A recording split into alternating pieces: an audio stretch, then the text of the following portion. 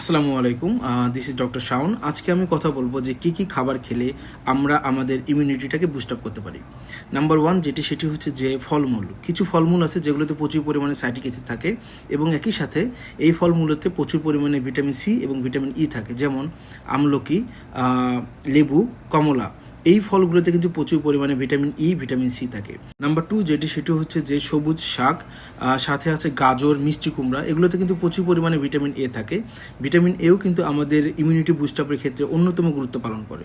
Number three বা last one সেটি হচ্ছে যে পর্যাপ্ত পরিমাণের প্রোটিন সমৃদ্ধ খাবার গ্রহণ করা। এর ভিতরে পড়ে যেমন ডিম, মাছ, মাংস, ডাল, বাদাম। এই খাবারগুলোতে কিন্তু প্রচুর পরিমাণে প্রোটিন রয়েছে।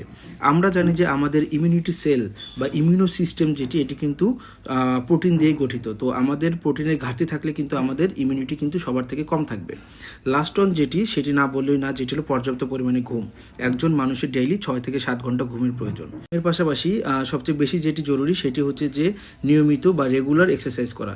এক্সারসাইজ করে কিন্তু আমরা আমাদের বডির প্রত্যেকটি সিস্টেমকে অ্যাক্টিভ রাখতে পারি, যা কিনা আমাদের ইমিউনিটি বুস্ট আপ করতে অন্যতম ভূমিকা পালন করবে। ধন্যবাদ সবাইকে।